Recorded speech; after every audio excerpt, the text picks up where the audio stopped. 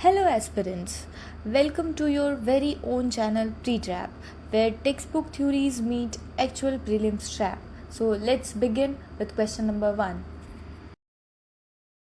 What structural changes were introduced under the liberalization pillar of the 1991 reforms concerning the industrial sector? Option A, the abolition of industrial licensing for almost all sectors except a short negative list of 5 industries such as alcohol, hazardous chemicals, industrial explosives, electronics or defense aerospace, and cigars or tobacco. Option B, the complete nationalization of all private retail chains to control inflation. Option C, the mandatory conversion of all private companies into public sector undertakings. Option D, the absolute prohibition of foreign direct investment in manufacturing. And the answer is option A. Liberalization dismantled the bureaucratic license quota Raj, freeing private enterprises from capacity restrictions, price controls, and bureaucratic permissions. Next question is, which of the following monetary and exchange rate policy actions was taken as emergency stabilization measure in July 1991? Option A, fixing the domestic interest rate at 0% across all commercial banks.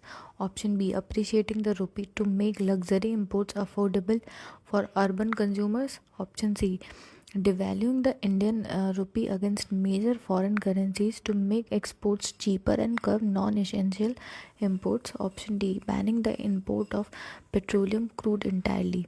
And the answer is option C. Devaluation lowers the international value of the domestic currency, which immediately boosts export competitiveness and dampens import demand, helping correct the balance of payment deficit.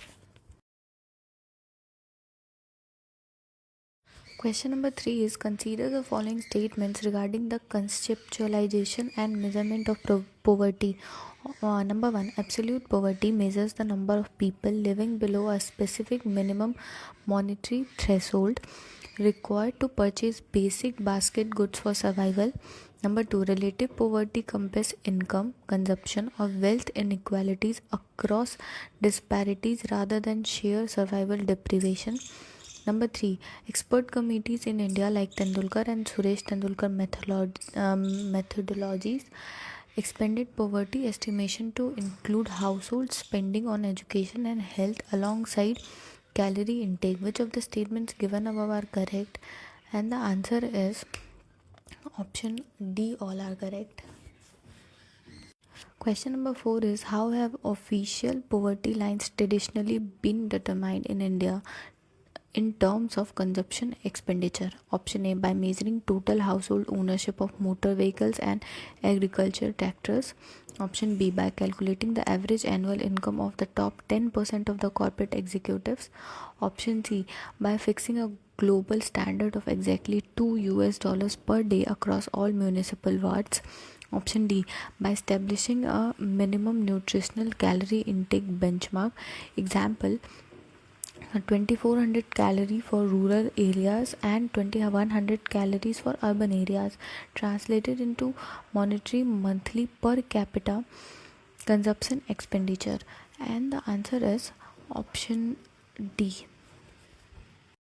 Question number 5 is, what is the fundamental analytical distinction between the chronic poor, transient poor, and non-poor? Option A, chronic poor live exclusively in metropolitan slums, while transit poor live abroad. Option B, chronic poor include the always poor and usually poor. Transit poor include the churning poor, frequently moving in and out of poverty, and occasional poor.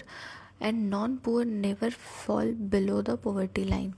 Option C, chronic poor hold high corporate savings, whereas transit poor own large equity portfolios. Option D, there is no structural difference. These are alternative names for corporate income tax slabs. And the answer is option B. Question number 6 is, how does the multidimensional poverty index improve when upon traditional income-based poverty lines? Option A, by relying exclusively on corporate stock market indices and corporate tax records. Option B, by setting monetary income thresholds at absolute zero across all municipal corporations. Option C, by evaluating simultaneous overlapping deprivation across multiple non-monetary human development dimensions like health, education, and standard of living indicators. Option D, by ignoring basic sanitation, electricity, and clean cooking fuel access entirely. And the answer is option C. Next question is, consider the following statements regarding the 1991 economic reforms in India. Number 1, the structural adjustment policies implemented in 1991 were designed primarily as short-term emergency measures to overcome double-digit inflation and balance of payments deficit. Number 2, the dismantling of industrial licensing under liberalization completely removed all government regulation across all economic activities without exception. Number 3, FDI limits were automatically eliminated across all the sector of the economy on the midnight of July 24, 1991. Which of the statements given above are correct? And the answer is option A. None of the statements are correct.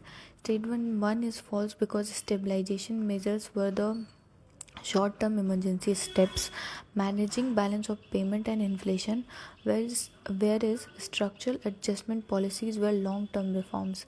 Statement 2 is false because industrial licensing was not abolished for all sectors.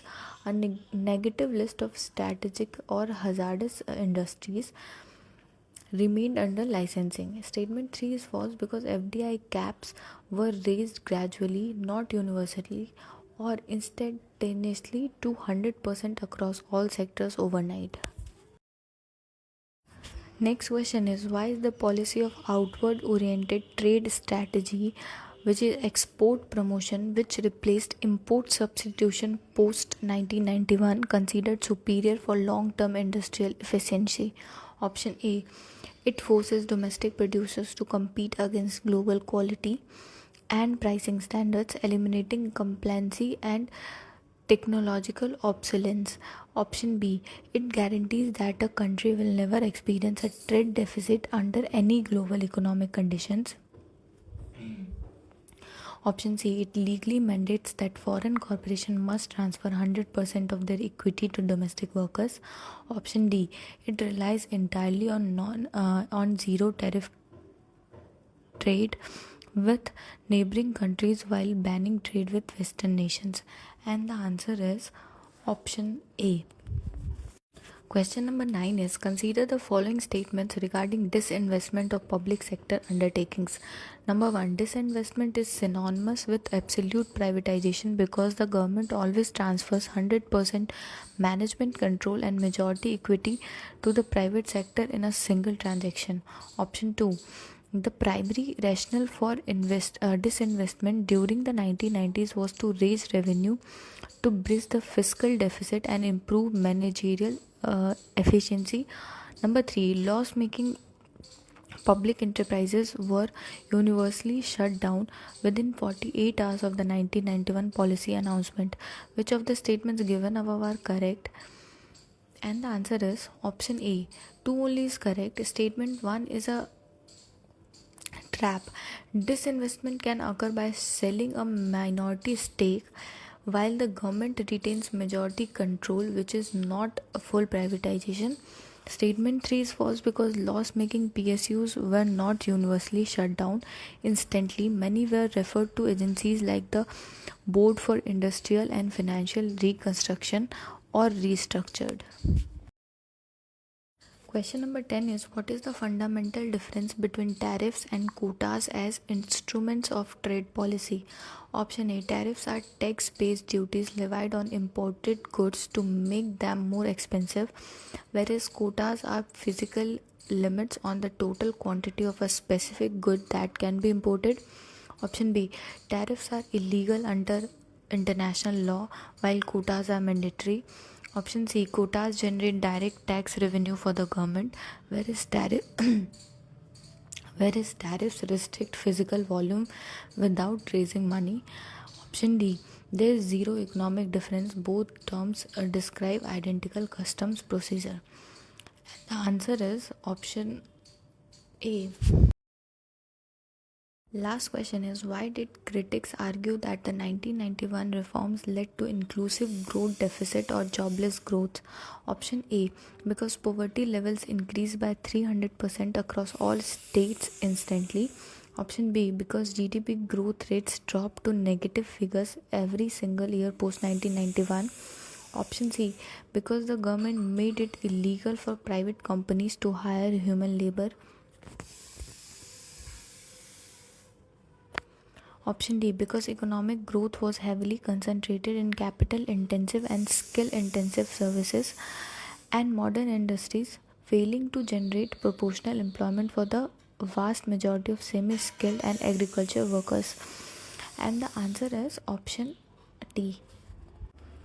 Now we have reached the end of the session for today. I hope these questions are helping you in your revision and surely an eye opener for both beginners and repeaters in how to approach for questions. Thank you. See you tomorrow in the next video.